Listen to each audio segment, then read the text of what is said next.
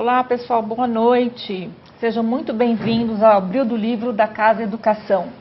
Neste mês de abril, a Casa Educação promove uma série de palestras gratuitas para o mercado editorial em comemoração ao mês do livro. Hoje, nosso webinar será com Ismael Borges, da Nielsen, e Mariana Bueno, da FIP.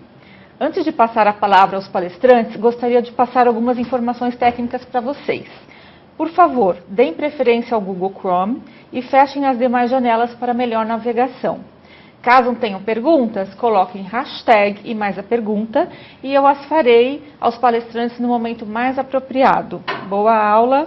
Boa noite, Ismael. Boa noite, Mariana. Boa noite. Bom, hoje a gente vai falar de dados, do uso de dados para diversos fins, para a tomada de decisão. Nesse caso, a gente vai falar especificamente de como é que os dados podem nos dar dicas sobre o comportamento do consumidor, sem perguntar propriamente ao consumidor. Então, a gente vai verificar a maneira como informações do mercado, os números, podem nos dizer algo sobre o consumidor. A questão do uso de dados não é algo novo, sabemos disso. Outras indústrias já usam esse expediente há mais de 50 anos. No caso da Nielsen, ela fornece esse tipo de dado sistemático há mais de 50 anos. No caso do livro, é uma coisa nova. Eu me lembro que quando eu comecei a trabalhar com livros em 2006, na Superpedido, isso era um tabu muito grande. Se você não é exatamente um grande visionário do livro, um super publisher, então talvez os números sirvam para você, para guiar a sua tomada de decisões. Então vamos seguir com isso. O que a gente vai fazer agora é apresentar primeiro as duas grandes metodologias que eu represento, no meu caso da Nielsen, e no caso da Mari, a metodologia que a FIP traz, as semelhanças e a maneira como elas se complementam também. Então, no próximo slide, eu explico exatamente o que é o Bookscan. Bookscan, no caso, é o nome comercial para o produto da Nielsen, que faz essa apuração de dados do mercado. Ele é um produto que existe, é o primeiro no mundo que é propriamente para a captura de dados de venda nos livros. Ele existe em 10 países. O Brasil era o caçula até o início do ano, mas o México também... Começamos a atuar no México desde o início do ano. Então, além do Brasil e México, temos outros 8 países, incluindo Estados Unidos e Inglaterra. Inglaterra, no caso, foi onde nasceu, então, há quase 20 anos. É uma pesquisa realizada pela Nielsen. E como é que é feito isso? Então, os dados são coletados a partir da boca do caixa. Depois a gente vai explicar que isso é uma grande diferença do que é feito pela FIP. No nosso caso, tanto das livrarias físicas como dos e-commerce, isso inclui também as redes supermercadistas, que chamamos de alto varejo. Essa troca de informação ela é feita toda online, então não existe manipulação dos dados. E no caso da Nielsen, essa é uma curiosidade, ela é feita toda numa fábrica em UK, a gente não processa os dados no Brasil. No Brasil a gente faz exclusivamente uma representação comercial e relacionamento com a indústria. E esses dados, essa captura de dados é feita semanalmente, a gente captura as vendas que são feitas de segunda até sexta-feira, ou melhor, de segunda até domingo, e na semana seguinte, na sexta-feira, a gente divulga o total das vendas de todos os livros do Brasil que são realizadas do mais vendido ao menos vendido. As nossas lojas representam 75% das lojas das livrarias do Brasil. E os principais outputs, que na verdade a possibilidade de cruzamento é infinita, as possibilidades são infinitas, mas os principais são vendas em volume, valor, o preço que é praticado para o consumidor, também o desconto, nesse caso não o desconto que as editoras oferecem para o sell-in, ou seja, para as livrarias e distribuidoras, mas o que as redes varejistas oferecem diretamente para o consumidor. O share de cada uma das editoras e também o crescimento e evolução e as outras possibilidades de cruzamento de alguns desses dados. A Mari agora vai falar um pouquinho do que é a FIP e aí a gente faz o match dessas duas metodologias. Bom, a pesquisa FIP ela é uma estimativa elaborada a partir de uma amostra de editoras, né? Então a gente olha a performance do setor editorial e de seus subsetores num determinado ano. Aí é a primeira diferença metodológica em relação à Nielsen.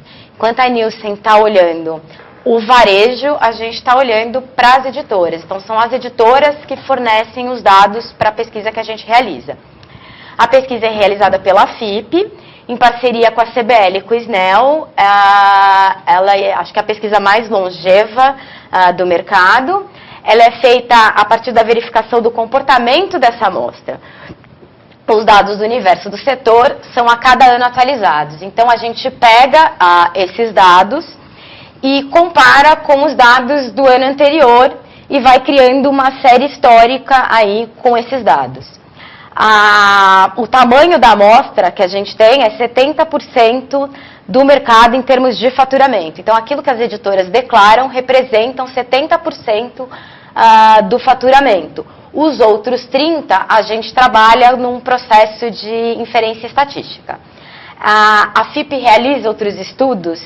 Realiza, né, sobre o mercado do livro. A FIP realiza muitos estudos, assim como a Nielsen, mas sobre o livro, desde 2016, a FIP apresenta também uma série histórica deflacionada. O que isso significa? A gente pega todos os dados de todos os anos apresentados, a gente tira a inflação e a gente apresenta em termos reais, né, a preços constantes. Em 2017 foi realizado o censo do livro digital, a gente tentou traçar um retrato deste mercado aqui no país. E tem outros estudos também que a FIP realiza, como o censo do livro que foi realizado em 2009, tem alguns... Tem um estudo que a gente fez sobre o mercado de livro infantil, a produção do mercado de livro infantil, e tudo isso vocês podem encontrar no site, que é pesquisaseditoras.fip.org.br. E agora o Isma... Bom, eu acho que basicamente essa é a grande diferença. Exato. A Nielsen pega os dados na ponta do varejo, diretamente para o consumidor, e a FIP pega aquela informação que é declarada pela indústria, não é isso? Isso, exatamente. Que na verdade é a de produção, não é isso? Então, produção e venda. Produção e venda. E venda. Bom, e aí a seguir a gente já vai começar a entrar em algumas informações de mercado propriamente ditas, para aproximar então ao tema da questão do comportamento do consumidor, né, Mari? Isso, então, exatamente. Aqui a gente já tem algumas respostas no seu caso, que é a extensão dado seu. Eu acho que vale lembrar que a FIP também apura o dado do governo. E que aqui a gente vai estar olhando só para os resultados que a gente pega em relação ao mercado, né? Então a gente não está somando o mercado mais governo aqui. A gente está olhando só para os dados do mercado. Então, aqui o que a gente tem? A gente tem a participação percentual dos 5 maiores canais. O que isso significa? Significa que em 2011 a gente teve um número de exemplares vendidos, cerca de 283 milhões e 3,4 bilhões de faturamento. Dentro desses 3,4 bilhões, as livrarias, em termos de faturamento, se a gente olhar para o gráfico de faturamento, as livrarias representaram esse tanto aqui, quase 60%. Os distribuidores, a outra diferença. Porta a porta catálogo, a outra relação. Então, o que isso significa? Mais uma vez, em termos de faturamento ou de exemplares, esses são os 5 maiores canais de vendas das editoras, tá? Então, é por onde a produção da editora vai parar no mercado. E, a cada ano, cada um desses canais representou esse percentual que está descrito no gráfico. Tá? Em 2015, a FIP começa a separar livrarias de livrarias exclusivamente virtuais. Tá? E em 2016, as livrarias exclusivamente virtuais assumem a 5ª posição. O que está aqui como supermercado, laranjinha aqui em 2016, é de fato supermercado. A gente vai abordar as livrarias exclusivamente virtuais mais para frente. Acho que é isso. Bom, aqui eu queria pontuar uma super diferença. Quando você olha aqui o faturamento de 2016, que reporta 3 bilhões e 800 milhões, o número da Nielsen é um pouco diferente. A gente fala de um número bem menor, porque, como eu disse, a gente pega o canal varejo. Isso exclui, por exemplo, porta a porta. Então, enquanto a FIP em 2016 fala de 3 bilhões e 800 milhões, na verdade o meu número é de 1 bilhão 672 milhões. Então, é um número bem menor, porque é uma fatia diferente do mercado. E acho que vale destacar, Isma, que assim, quando a gente fala de livrarias exclusivamente virtuais, né, no dado da FIP, a gente tem basicamente 2 grandes players do mercado, porque as editoras não têm como saber o destino dado a um determinado livro quando ele é vendido para uma livraria que também tem uma operação online. Então não dá para saber se aquela livraria vendeu na loja física ou na loja online. Então o que a gente apura aqui? As livrarias que vendem exclusivamente dentro do ambiente online, quer dizer que não tem loja física. Já no caso da Nielsen, o que aproxima aqui, vamos para o próximo slide. No próximo slide eu faço uma comparação do ambiente de vendas online com offline. O que é diferente do meu que eu me refiro, Nielsen para a FIP, é o fato de que eu tenho mais controle do que é vendido online. Como eu faço a medição a partir da ponta da boca do caixa, então eu sei exatamente o que foi aqui e o que foi lá. Nesse slide, a gente faz então um levantamento do peso, e aqui na verdade destaca o crescimento do online desde 2015. Aqui eu já trago 2017, que é um dado que a Mari na FIP está trabalhando e vai divulgar esse ano. Eu estou trazendo de 2017 e o que ele mostra? Que há um crescimento, um peso que era de 28%, ele vai para 35% em 2017. E claro, na contramão, o canal offline vai perdendo um pouquinho dessa importância, vai cedendo esse espaço para offline. E aqui embaixo, esse de cima é um dado Nielsen, o de baixo é um dado da FIP que fala basicamente a mesma coisa, não é isso? Exatamente. A gente tem um crescimento, quer dizer, a partir de 2015 a FIP passa a separar essas duas coisas, livrarias exclusivamente virtuais. Em 2015 ela já aparece com uma certa representatividade, né, dentro daquele primeiro gráfico que a gente viu, né? Então ela aparece na 6ª posição, então ela estaria logo atrás de supermercados, né? Já com 70 milhões, 70,5 milhões, né, representatividade dentro daquele faturamento todo do mercado de 2015. Em 2016 ela já representa 2,25, já salta para 5ª posição, né? Você já tem aí um aumento de 16,5 milhões a mais, né, dentro desse de um ano para o outro. Então, o que a gente pode perceber é que sim, que esse universo online, ele tem ganhado importância na hora do comprador e comprar o livro. É um canal importante para ser trabalhado. Legal. Falando então de como é que o consumidor aqui, efetivamente, comportamento de consumidor diante de questão de canais. Vamos observar aqui no primeiro gráfico que eu estou dizendo que a participação do online, aqui no caso 2017, como dizia o slide anterior, o online representa 35%, quando o offline 65%. A soma aqui vai dar 100%, não é isso? E aí, no gráfico ao lado, eu separei o universo dos livros em 2 grandes demandas. Uma, que é o científico, técnico e profissional mais didático, que tem uma rotina de compra e um comportamento de compra diferente do outro grande universo que eu estou chamando de interesse geral, que aí são os livros de trade e também os de ficção.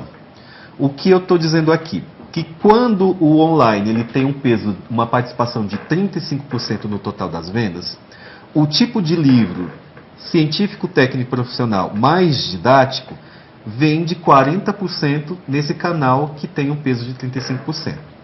Então, a grande questão aqui, está como pergunta, mas eu já confirmo que é uma resposta, é que os materiais que têm um preço maior, e aqui não está no gráfico, mas eu afirmo para vocês que CTP didático tem um preço médio que é praticamente o dobro do interesse geral. Este tipo de material requer uma compra planejada. Então, o ambiente online permite não só maior possibilidade de comparar preço, como tem acesso a um catálogo maior, porque as lojas físicas têm a questão da limitação da prateleira.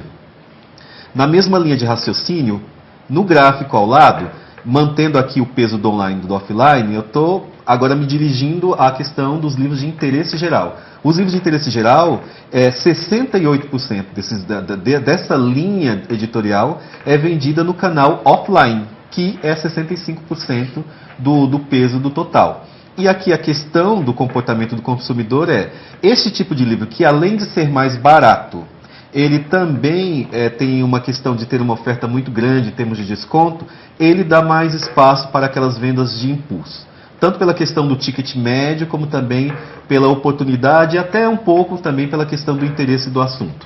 Que é realmente uma leitura mais do dia a dia, não é? Eu estava até brincando aqui mais cedo. Não é comum você chegar numa livraria e ver uma promoção de um Harrison e de um Sobota, que são livros que custam mais de R$600 e são voltados para medicina, e falar, nossa, vou comprar agora. Não é muito comum. Esse tipo de venda é feita mais no ambiente online do que no offline.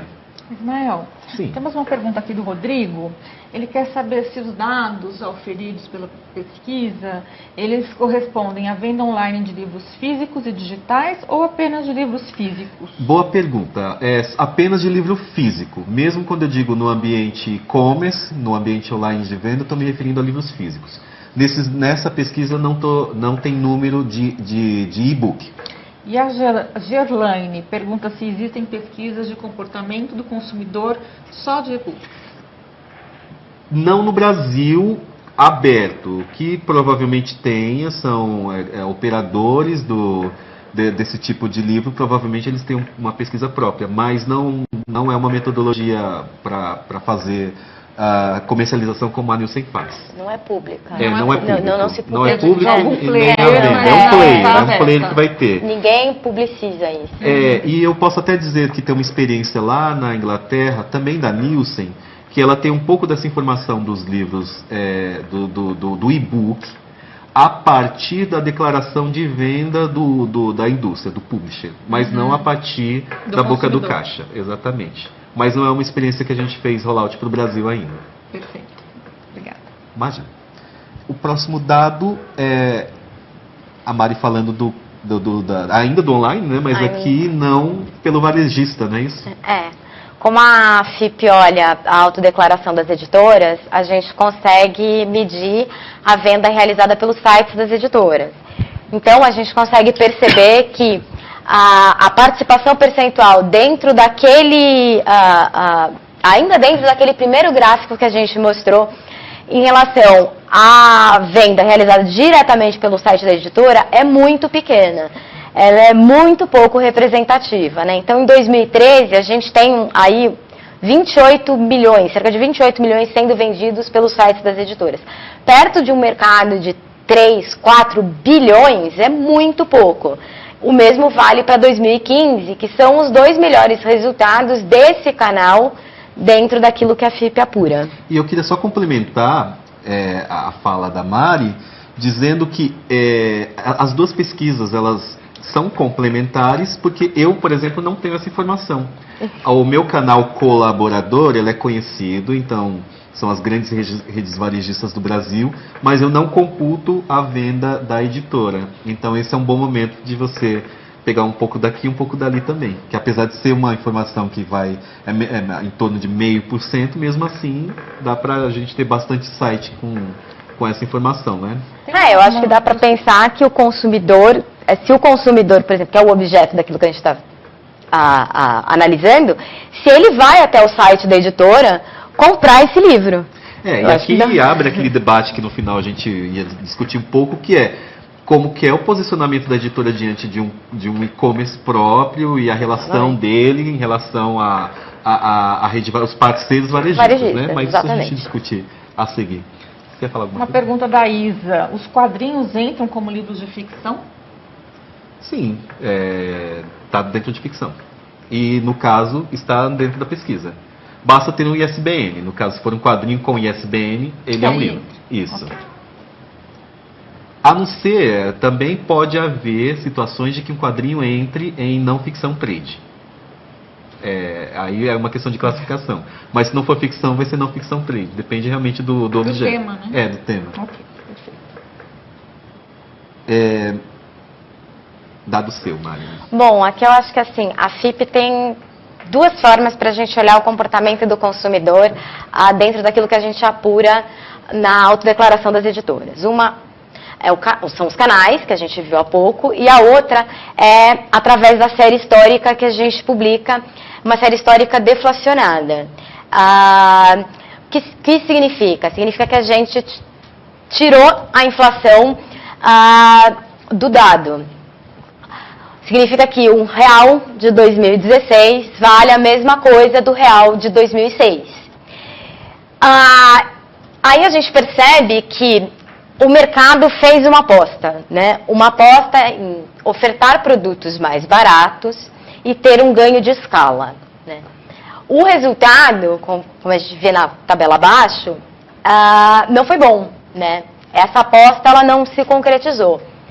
O preço médio, de fato, cai, tá? Lembrando que preço médio não é um índice de preço, né? Um índice de preço, a gente precisaria fazer uma cesta de livros, significa que eu vou botar alguns livros dentro de um pacote que eu estabelecer e vou acompanhar a variação de preço exatamente destes livros ao longo do tempo, semana a semana, dia a dia, mês a mês. O preço médio não, o preço médio é um preço médio, né? É o faturamento dividido pelo número de exemplares vendidos.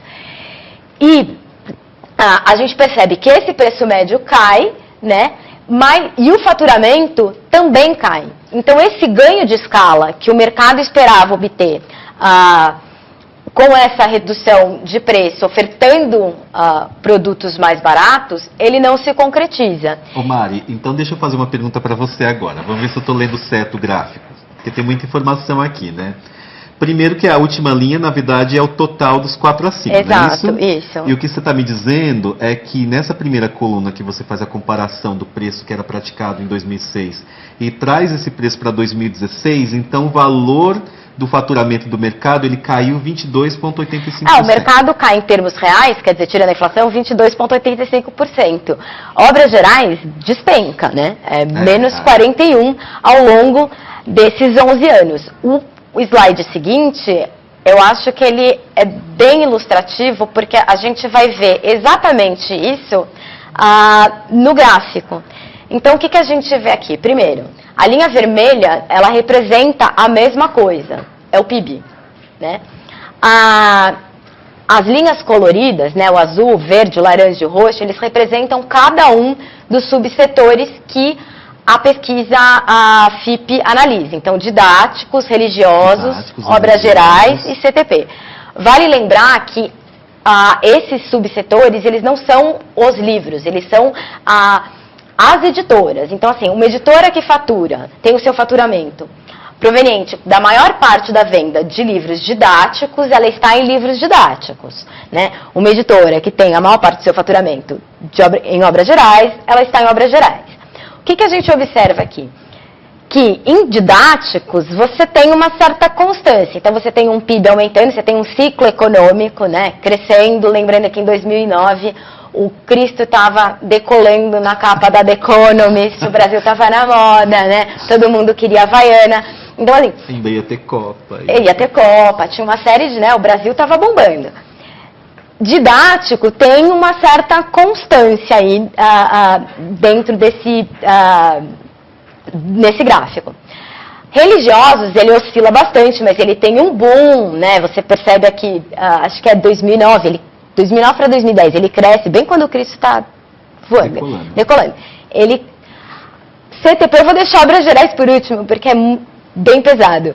CTP, ele cresce junto com o início do ciclo econômico, estabiliza e cai, né? Aí a gente tem FIES, ProUni, um número maior de alunos nas universidades e tal. Obras gerais, não. Obras gerais, o Cristo está decolando e no ano seguinte, Obras Gerais despencou.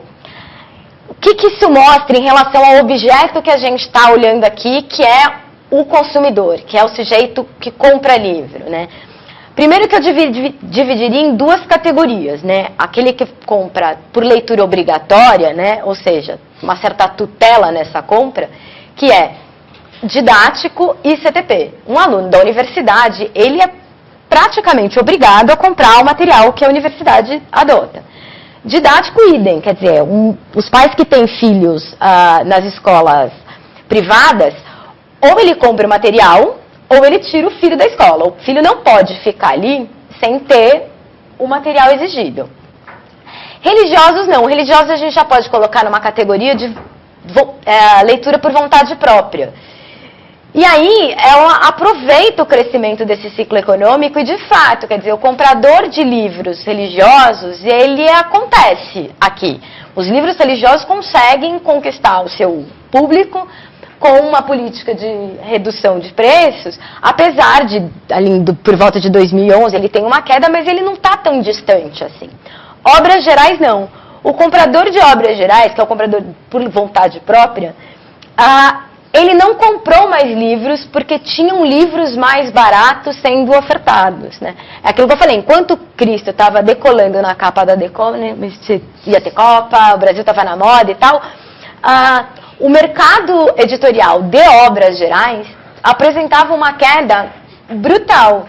E essa queda, obviamente, ela também é reflexo das pessoas não comprando livros, certo? Porque as pessoas também não compram livros, ou se compram, quer dizer, se você tem um aumento de exemplares que acontece, ele não é suficiente para manter esse mercado vivo, porque o preço está muito baixo e não vai refletir no faturamento.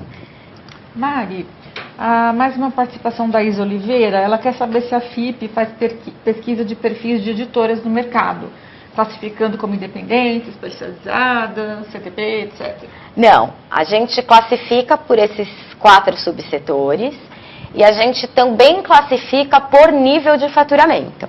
Então, a gente tem editoras que a gente considera uma categoria A, que é de 0 até 1 milhão, B de 1 milhão a 10 milhões, C de 10 milhões a 50 milhões e D 50 milhões para cima. Então, editoras que faturam, de acordo com o faturamento da editora, elas estão classificadas dentro dessas categorias.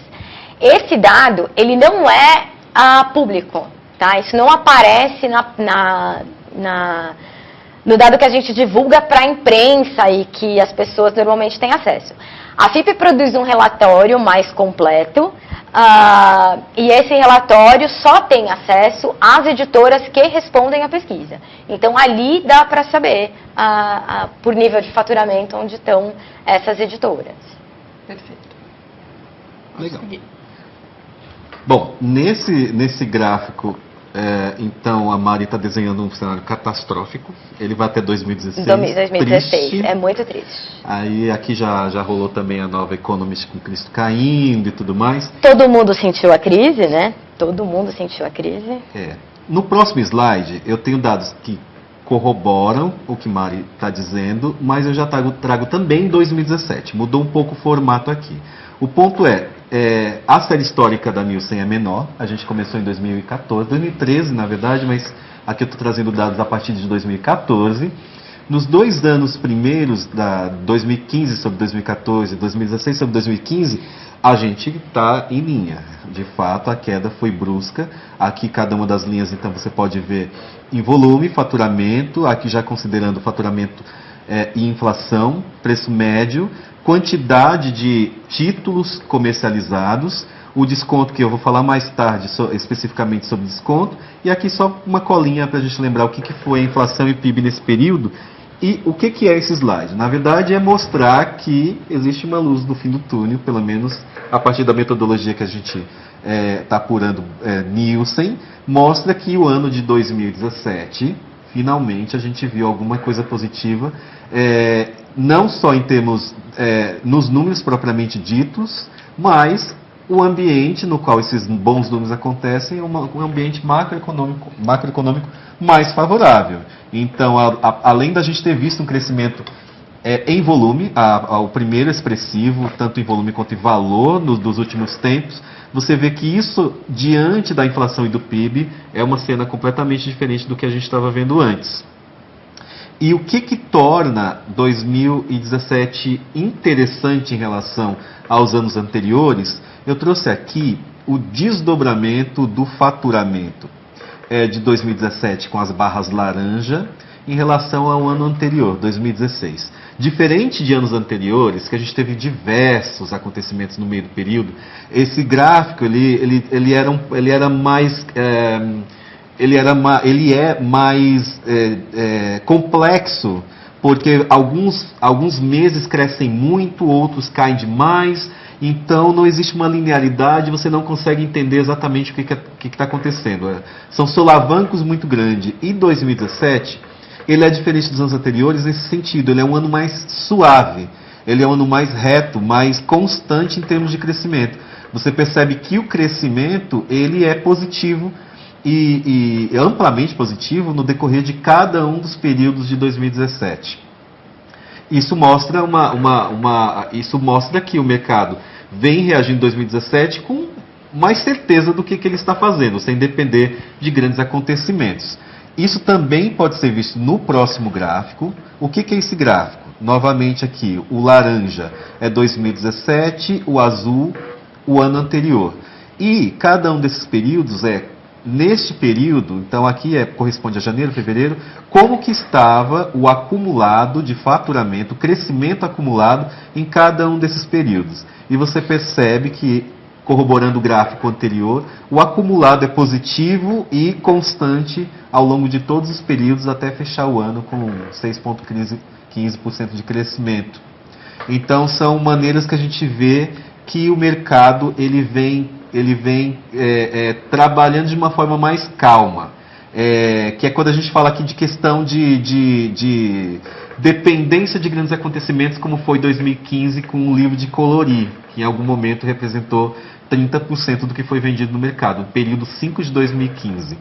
Aí, mais para frente, a gente vai até falar um pouco sobre isso, sobre o fato do mercado do livro estar andando menos dependente desse tipo de acontecimento.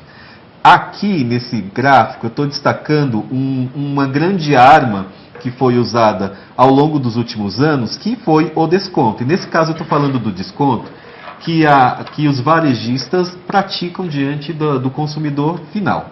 Então, no ano de 2016, faltou dizer aqui, o desconto médio no decorrer dos meses foi de 20,7% e isso cresceu para 22,1%. Quem trabalha com livros sabe que isso representa bastante coisa, não é uma coisa pequena. Cada ponto percentual aqui quer dizer bastante coisa. Abaixo é a mesma coisa, só que comparando os períodos anteriores. Isso aqui, sobre isso, representa 1,37% de pontos percentuais. E aqui é só uma maneira como você percebe a evolução do desconto dos anos anteriores. Então, 2014 sobre 2015, na verdade, caiu, mas depois cresceu quase 1% e depois quase 1,5%, chegando nesses 22,1%. E, mais uma vez, falando de desconto especificamente, você percebe nesse gráfico, onde o vermelho é 2017, o azul o ano anterior, a maneira como o desconto ele foi mais alto praticamente em todos os períodos do ano, dividido de uma forma muito linear. Então, apenas aqui no período 5, ele sofreu ali um pequeno cruzamento, mas mesmo aqui no final do ano, onde parece que é a mesma coisa, quando você observa no detalhe, você vê que um empata, o outro é mais alto, o outro é mais alto. E esse jeitão de desconto aqui é muito parecido com os anos anteriores, porque o que a gente pode ver dessa maneira aqui? No começo do ano tem menos desconto, porque são livros de CTP e didáticos que predominam na prateleira, ou seja, eles são menos ofertados de desconto, porque na verdade você vai ter que comprar de qualquer maneira, o desconto cai. A mesma coisa no final do ano. Em dezembro, normalmente os livros são menos ofertados de desconto, porque tem as vendas de Natal, você percebe que na verdade existe uma grande mudança de livros de CTP CTP didático para livros de interesse geral devido à característica desse período. Aí depois existe uma troca total na prateleira, sai interesse geral, entra didáticos e CTP, mas o desconto continua pequeno aqui. E aí vem essa pequena reação, que é quando novamente a prateleira troca para outro tipo de livro. Aqui no segundo semestre, mais desconto, menos desconto, na verdade, por causa do CTP de segunda época, do segundo período, volta às aulas de CTP do segundo período. Aqui, especificamente, esse pico é bem parecido um ano com o outro, é o período onde acontece a Black Friday. Então, é o período de maior desconto do ano. essa semana ela é suficiente para fazer com que o período de 4 semanas atinja o maior pico do ano.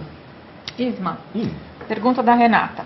Esse gráfico do desconto como arma envolve as vendas tanto off quanto online? Sim, é o total dos dois. Eu não trouxe essa informação, mas eu posso dizer que o desconto praticado em lojas físicas ele é em torno de 13%, 15%, quando no online ele vai para casa dos 40%. Então tem essa grande diferença, mas quando a gente faz uma média, fica uma média mesmo. Então 20%, 22%. É bem diferente de fato o desconto praticado no online. No online pratica-se muito mais desconto. Mas é preciso ponderar que o tipo de livro, como eu tinha apontado lá no anterior, ele é diferente. É um livro que também é mais caro. Então, por ser pelo menos o dobro mais caro, isso dá a possibilidade de praticar mais desconto. Não quer dizer que o mesmo livro tenha objetivamente mais desconto no online do que no físico. De fato acontece, mas não é responsável pelo total de desconto, essa grande diferença do dobro de desconto praticado no online. Ok, Maia, para você. A Tiffany pergunta se há alguma pesquisa da FIP a respeito dos livros de literatura fantástica. Não, o que a FIP tem é uma tabela bem grande sobre temática, que a gente chama, e ali a gente divide a produção, não é a venda, dos livros. Aí tem literatura adulta, infantil, juvenil e tal, mas especificamente de literatura fantástica não tem. Bom, me intrometendo aqui na resposta, no nosso caso, o nosso levantamento é granulado por ISBN. Então a gente conhece a venda de cada um, de qualquer um ISBN do Brasil. E aí, como a gente tem uma maneira de classificar, respondendo essa pergunta, se fosse para mim, eu diria sim, eu tenho não só de literatura fantástica, mas eu tenho de qualquer gênero que seja conhecido no Brasil. Como é granulado por ISBN por semana, eu também consigo dizer, por exemplo, como um grande acontecimento, morre um escritor. Eu consigo dizer na semana seguinte o que aconteceu, não só com a venda daquele ISBN específico, mas vou dar um outro exemplo. Um autor importante lançou um livro.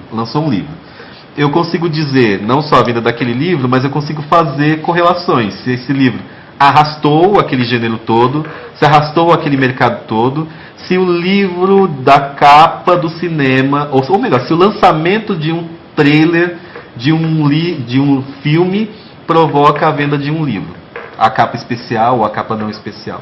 Interessante, então são extratos que você retira dos metadados para fazer as análises. Perfeito, e aí eu consigo, como o meu levantamento é semanal, então eu consigo ver ali de olho no lance, de olho no acontecimento. E na verdade o que a gente faz a maior parte do tempo é verificar qual foi a reação do mercado do livro diante de algum fenômeno, seja ele o lançamento de um livro ou, eu sempre brinco com esse termo, mas é horroroso, a morte de um autor ou o lançamento de um livro.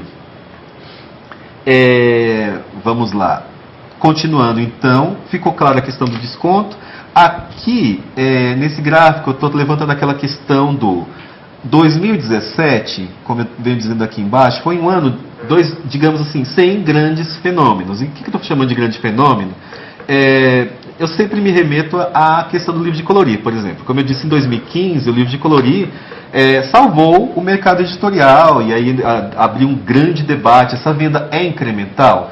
O livro de colorir é um livro. O leitor do livro de colorir ele é um cara que realmente costuma, em outros momentos, costuma ir à livraria. Então, naquela época foi um debate muito grande. Aí outros fenômenos. Então, os youtubers que começaram em 2015 também, em 2016 teve um pico muito grande, permaneceu até em 2017, mas não talvez com aquela mesma participação de 2016. A pergunta é, não ter um grande fenômeno é uma coisa boa ou ruim? Claro que se a gente for pensar do ponto de vista das editoras que lançam grande fenômeno e também da rede varejista propriamente dita que vai se beneficiar daquele giro na livraria, não só de público, mas também de venda, é claro que é bom ter um fenômeno. Mas quando a gente olha para um 2017 que não teve, mesmo assim ele conseguiu se erguer, é interessante verificar a confiança do mercado em promover uma recuperação sem depender propriamente de um grande fenômeno. E o que ocasionou então essa ausência de fenômenos? Aqui no gráfico de cima, eu estou mostrando... Eu diria que é melhor, né? Sem fenômeno. É melhor. Né? Se eu for dono de uma livraria, eu quero ser dono de um fenômeno, com claro. certeza.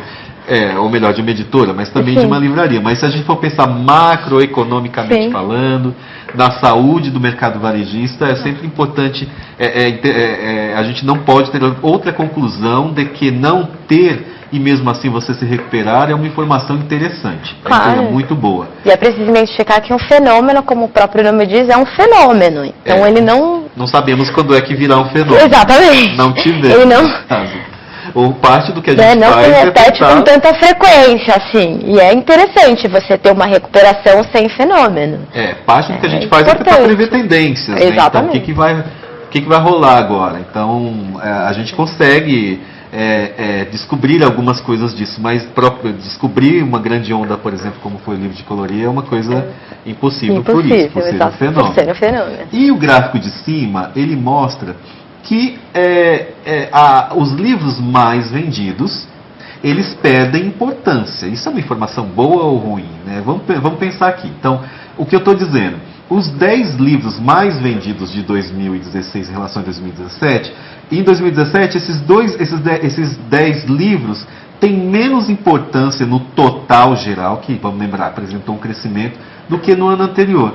E essa métrica é estendida uniformemente, a gente nunca tinha visto isso antes, nas outras faixas de venda. Então, os 20 livros mais vendidos de cada um desses anos, 50, 100 e até os 5.000. Lembrando que os 5.000 aqui representa aproximadamente 70% do total que é vendido no Brasil, que essa informação não está aí, mas ela é nova. Então, 5.000 livros, ou seja, ISBNs diferentes, não títulos. Eu estou chamando de ISBN. Aqui qual que é a grande diferença?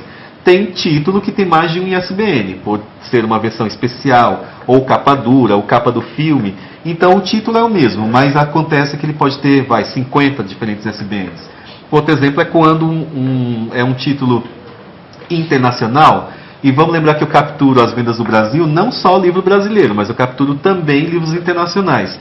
Então, às vezes você tem o Pequeno Príncipe em francês, Pequeno Príncipe em inglês com capa dura, então tem 300 diferentes ISBNs. Então, concluindo... Que é outra diferença que pode mostrar a diferença dos resultados que a gente apresenta. Porque é por título. Não, é porque você captura, por exemplo, a venda de livros que não foram produzidos no país e eu não vou capturar isso. Isso, olha, bem lembrado, Mário. Olha que a gente bateu ano passado em relação às nossas diferenças de Exato, CTT. No ano passado a gente tinha feito uma brincadeira dessa, a gente tinha capturado essa grande diferença, que eu estou falando da venda total, isso inclui os livros importados. E a FIP se concentra nas editoras brasileiras. Nas editoras brasileiras. Então, o que esse quadro nos mostra, então, é um mergulho na cauda longa. Que aí vem aquela questão do conceito do que é cauda longa. E aqui, para aproximar a cauda longa da nossa realidade do mercado editorial, o cauda longa eu me refiro basicamente ao fundo de catálogo, que o sonho de uma editora é viver do fundo de catálogo e ter respiro para trabalhar com lançamentos sem depender necessariamente do sucesso de uma aposta que você vai fazer, porque o nome já é isso, aposta. Se eu for depender 100% de uma aposta, se a aposta não colar, então...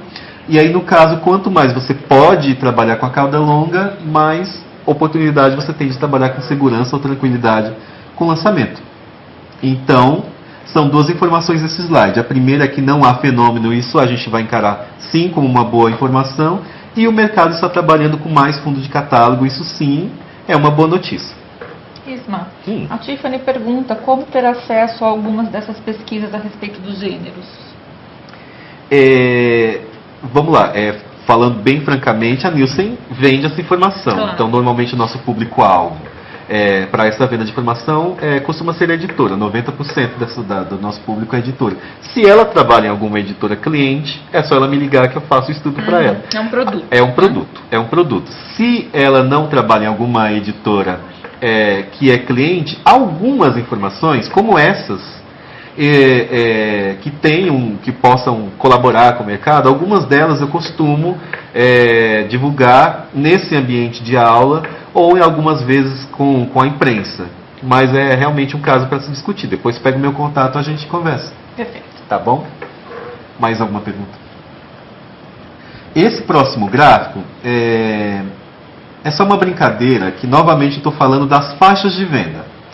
O que eu quero dizer aqui? Os livros, quanto mais presente na faixa dos mais vendidos, menor é o preço, maior é o desconto, e no decorrer dos últimos períodos, quanto menor é a faixa de venda, maior é a variação. Eu vou explicar melhor. Vamos pensar aqui especificamente nos top 500. Os top 500, eles custavam em 2016 R$ 31,4. Top 5.000, 35 e o total 39. Então 31, 35, 39. Tá bom. 2017, 32, 36 e 40. Então a gente vê que as menores faixas são mais baratas. O mesmo raciocínio serve para os descontos. Então, top 500, 5.000 total. 26, 25, 20. Mais desconto, menos desconto, menos desconto. 28, 26, 22. Mais desconto, menos desconto, menos desconto. E no último, a gente percebe que a variação foi maior para o top 500. Então, o preço, que é o mais baixo, teve maior variação. E embaixo, os preços que são os mais altos, teve menor variação. Tanto em termos de desconto, como também em termos de preço médio.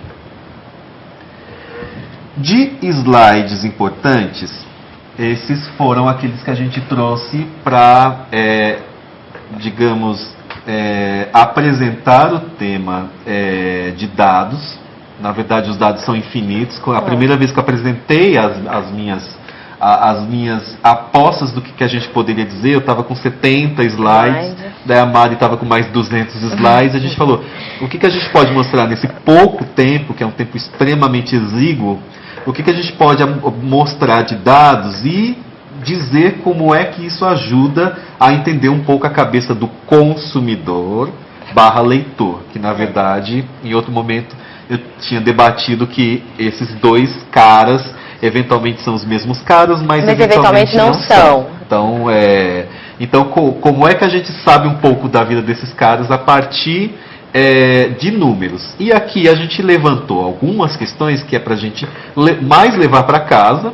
E a gente pode debater aqui, mas são coisas que a gente acha que vocês precisam levar para casa para pensar um pouco mais, né, Mari? Então, a Mari foi a grande mentora desses levantamentos. Não, acho que pensar assim, a partir daquilo que o Ismael apresentou dos dados colhidos pela Nielsen, assim, se dados especiais e comemorativas impulsionam ou não as vendas. Posso falar já uma coisa? Então, ponto a ponto, a minha opinião. É óbvio que elas impulsionam as vendas, mas na nossa experiência lá de casa, lá da Nielsen, a gente vê o seguinte: as datas comemorativas, elas impulsionam o giro de produto dentro da loja, de pessoas dentro da loja, mas, por exemplo, uma data, Dia dos Pais, Dia das Mães, você não percebe no gráfico um pico de venda por causa do Dia das Mães. O que você vê é uma redistribuição de gêneros. Então você vai ver que livros voltados para o tema mãe, no Dia das Mães, vai lá nos pícaros da glória, mas para dizer que isso movimentou a loja, não. Mas ofertas sazonais, por exemplo, Semana do Consumidor, que não é exatamente uma data comemorativa, mas coisas desse tipo como Black Friday, Semana do Consumidor, Dia do Consumidor, que na verdade, aí sim, aí você vê que esse tipo de movimento faz com que a venda da loja física e online, ela dê uma disparada muito grande. É preciso entender a sazonalidade. A outra coisa que a gente debateu é se a cadeia do livro está alinhada em torno da mesma estratégia, né? Então, olhando para os dados que a gente tem, e que é de uma ponta e da outra, se a gente consegue perceber se a cadeia do livro está alinhada, se editoras, distribuidores, varejistas, eles se ajudam ou se atrapalham. Aqui o debate é polêmico. Quem acompanha bastante o noticiário vê que tem muitos acontecimentos, ou muitas vezes vindo do varejista, ou muitas vezes vindo da editora, que sempre gera frição no mercado. Então, é uma relação de colaboração ou é uma grande guerra? Exatamente. Né? Eu não me atrevo Eu também não. Eu deixo esse ponto, realmente cada um vai levar para casa. Dá um bom debate. Dá um bom debate, mas nesse, como eu tenho clientes e contatos e tudo mais, eu estou fora do debate, eu vou ficar só apreciando.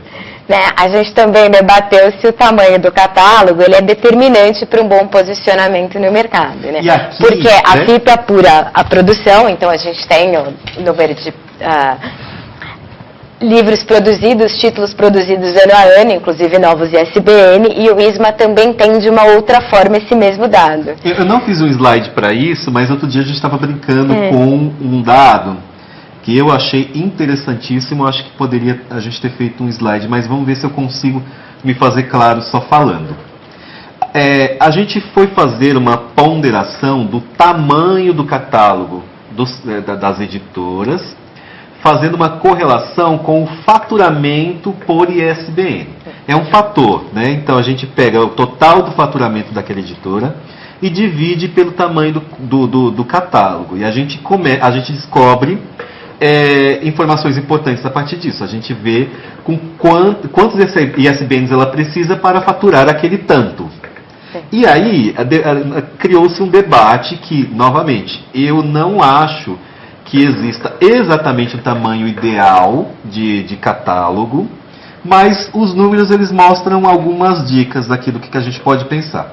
Se a gente for olhar para os 20 maiores catálogos do Brasil, eles têm uma média de 3.474 ISBNs no catálogo. Então, 3.774 é a média dos 20 maiores catálogos do Brasil. Só por curiosidade, os 10 maiores catálogos do Brasil, anota esse dado à parte, tem 4.692 ISBNs, tá? Então vamos voltar no número anterior.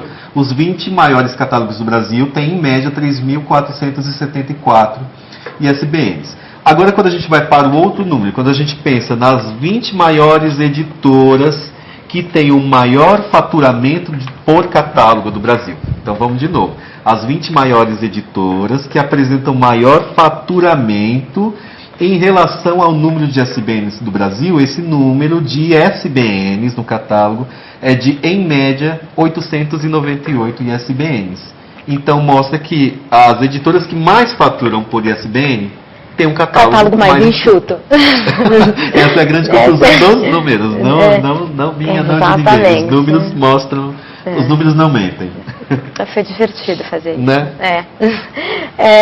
Aí a gente pensou por que inteligência de mercado e tecnologia são importantes para o negócio e para a cadeia do livro. Há pouco tempo o ISMA deu uma entrevista que eu gostei muito, inclusive, falando da importância desses dois fatores para a cadeia do livro. Eu também sou uma defensora dessa teoria, até porque a gente trabalha com dado, então assim, é muito difícil para a gente pensar numa tomada de decisão, numa estratégia, planejamento, estoque, sem dados, sem inteligência e sem tecnologia. Mari, né, quando a gente vai pensar, a FIP já está aí há mais tempo, e é um dado extremamente relevante, ele orienta tomadas de decisões para qualquer setor de dentro da livraria, no caso da indústria do livro, também da indústria, no caso das editoras. Lá no começo eu tinha falado um pouquinho da minha curta experiência de trabalho com livro apenas há 12 anos, mas eu me lembro que lá quando eu comecei na Super Pedido, que é uma distribuidora de livros, que naquela época tinha um propósito de ser inovadora, naquela época a gente já desenvolvia internamente mecanismos para desenvolver metadado, para desenvolver conhecimento, e naquela época eu já participava de diversos debates que falavam exatamente isso, como é que outras indústrias, como a alimentícia, outros bens de consumo já usam dados há 50 anos, e a indústria do livro, se não fosse pela FIP, que tem um dado extremamente valioso, mas ainda não tem outras métricas, talvez com um pouco mais de emergência, que tenha um pouco, que seja mais olho no lance, que possa complementar. Como é que isso demorou tanto para chegar no Brasil, se no mundo já não era uma novidade, né? Na Inglaterra isso já é feito há mais de 20 anos pela mesma metodologia. A metodologia que a gente aplica no Brasil é a mesma que é praticada nos outros 10 países do mundo. Então, como é que a indústria do livro se acostumou com essa coisa romântica de tomar decisões baseada numa experiência muito pessoal, baseada no achismo? Isso, lógico, sem desmerecer esse poder, digamos, profético dos grandes publishers, que é super bem-vindo, a essa coisa essencial, não tem preço, mas como é que os outros departamentos que não são exatamente essenciais e não têm esse poder profético se valem de decisão sem propriamente se beneficiar desse tipo de métrica? Eu trabalho com pesquisa há muitos anos, eu trabalho com pesquisa, com essa pesquisa especificamente na FIP há quase 8, e eu posso dizer que comparando com outros mercados, a diferença é bastante expressiva, né? Tem mercado que, assim, eles torcem você e você fala assim, então não dá mais, não tem mais o que eu tirar daqui, disso. Não dá. E eu sinto que aqui há um gap aí, é uma diferença grande. Eu acho que tem espaço, eu acho que é necessário e eu acho que é importante. Mas já quebramos o tabu. Sim. Todos os dias eu vejo realmente um passo muito largo para frente no uso de dados. Eu acho que a gente avança. Eu acho que o fato de terem hoje, acho que tem a FIP, tem a Nielsen, tem a GfK que está fazendo outra pesquisa. Então, o fato de você ter diferentes institutos também fazendo garante uma idoneidade, porque a informação não vem única e exclusivamente de um lugar. Então, acho que isso é importante. Acho que é importante saber cruzar essas informações, saber que informações são relevantes para o seu negócio, porque assim, não tem... Já respondendo a próxima pergunta, né? Vale ou não ter um e-commerce próprio? O número mostra assim, não vale. Mas depende muito do seu negócio. Então, assim, vale olhar para o seu negócio, tentar entender o seu negócio, saber assim, que dado se aplica de fato ao seu negócio e que dado não se aplica. Porque é muita informação, tanto da Nielsen, da FIP, acho que da GfK não é diferente. Então, assim, como é que você pega esse conjunto de informações, consegue cruzar tudo isso e transforma essa informação em conhecimento, exatamente. Para tomada de decisão. E filtrar aquilo que é importante para o seu negócio e de que forma você pode aplicar tudo isso. Né? Como é que você transforma a informação em conhecimento e como é que ela pode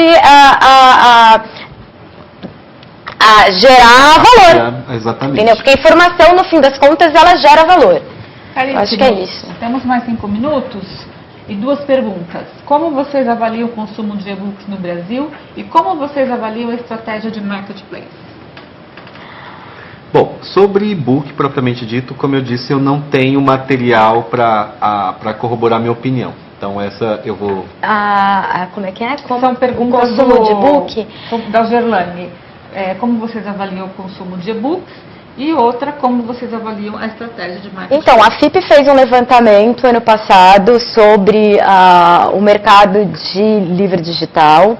A gente percebe que dentro dos subsetores, o subsetor mais, onde isso está mais presente é no subsetor de obras gerais, né? Lembrando que didáticos são livros didáticos, religiosos são livros religiosos, CTP são livros científicos, técnicos e profissionais, né, universitários, e obras gerais é todo o resto. Então, assim, a FIP percebeu que ele está mais presente no subsetor de obras gerais. Se a gente levar em consideração as editoras que têm o maior faturamento, daquela classificação que eu falei anteriormente, o percentual dentro do faturamento dessas editoras é 4%, então ainda que seja, que é o número mais expressivo que a gente tem lá dentro, então ainda que ele esteja presente, ele ainda é muito pequeno. Se a gente levar em consideração o mercado todo, é 2 ponto alguma coisa, eu não vou lembrar o número todo agora. É um mercado ainda muito incipiente, mas eu tenho, aí é a opinião mariana, não é FIP, de que há um certo imediatismo para se olhar o livro digital, assim. Se a gente for comparar com o mercado fonográfico, por exemplo, o mercado fonográfico passou por várias transformações. Se a gente sair do gramofone e chegar no Spotify, são muitas coisas acontecendo dentro desse mercado, principalmente nos últimos 20 anos. E no livro não, eu acho que essa grande ou a maior transformação que acontece dentro desse mercado. Então eu acho que há um certo imediatismo para tirar a informação daí, para fazer isso acontecer ou para querer mais coisa, mas eu acho que calma, eu acho que... Agora, sobre a questão do marketplace, para mim está muito claro que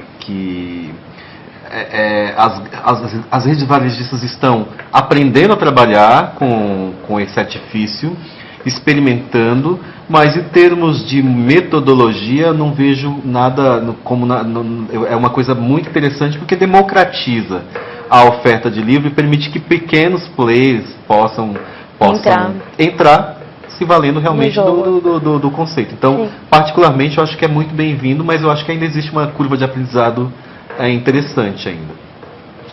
Perfeito. Então, eu quero agradecer a presença de vocês em nome da Casa de Educação, agradecer pela excelente aula, foi riquíssimo o material, muito obrigada. E, pessoal, para vocês, eu gostaria de dizer que amanhã tem mais um webinar do Abril do Livro e lembrá-los de que teremos um evento presencial com Pedro Reis, da Livraria Cultura, e o Tomás Pereira, da Sextante. Será no dia 23 de abril, em comemoração ao Dia do Livro e do Direito do Autor. Boa noite e até amanhã.